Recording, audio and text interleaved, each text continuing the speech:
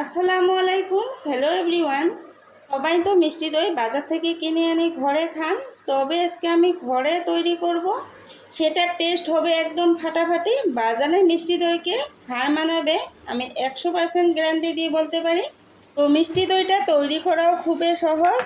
তো এখানে আমি 500 গ্রাম দুধ নিয়েছি। দুধটাকে আমি জাল করে অর্ধেক করে নেব, অর্থাৎ 250 গ্রাম করে নেব। দুধের পরিমাণটা আপনারা কম বেশি করে নিতে পারেন। তো আমি দুধটাকে এইভাবে কন্টিনিউ লেড়ে চেড়ে জাল করে নেব। দুধটাকে আমি অর্ধেক করে নিয়েছি। এখন দিয়ে দিলাম 5 চামচ চিনি। মিষ্টিটা আপনাদের পছন্দ মতো এখানে অ্যাড করবেন।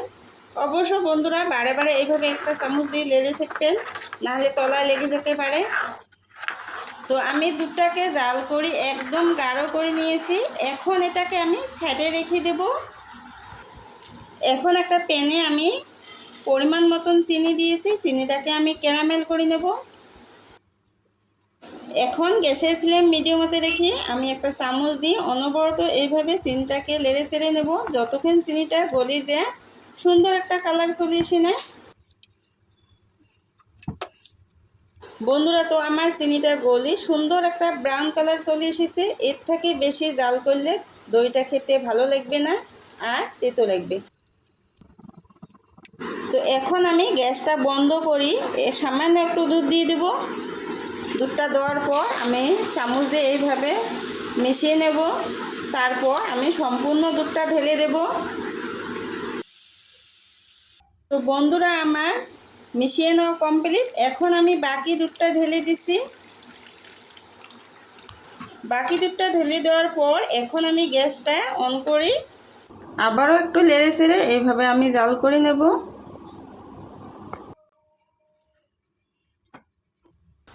তো আমার জাল করা কমপ্লিট। এখন আমি গ্যাসটা বন্ধ করি, এইভাবে একটু নেড়ে চেড়ে ঠান্ডা করে নেব।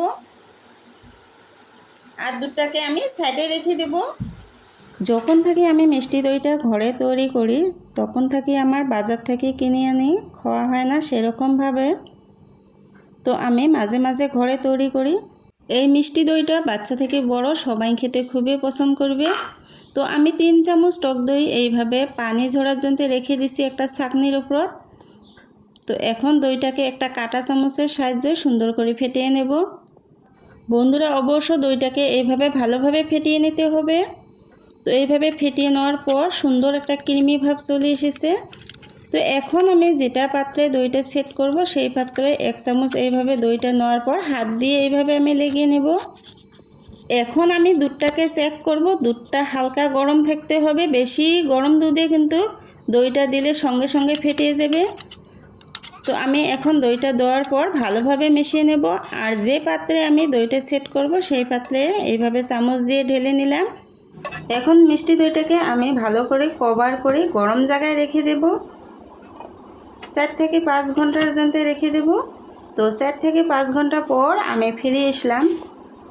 তো আমার মাশাআল্লাহ দইটা সুন্দর হয়েছে। এখন দইটাকে আমি 2 থেকে 3 ঘন্টার জন্য ফ্রিজে রেখে দেব।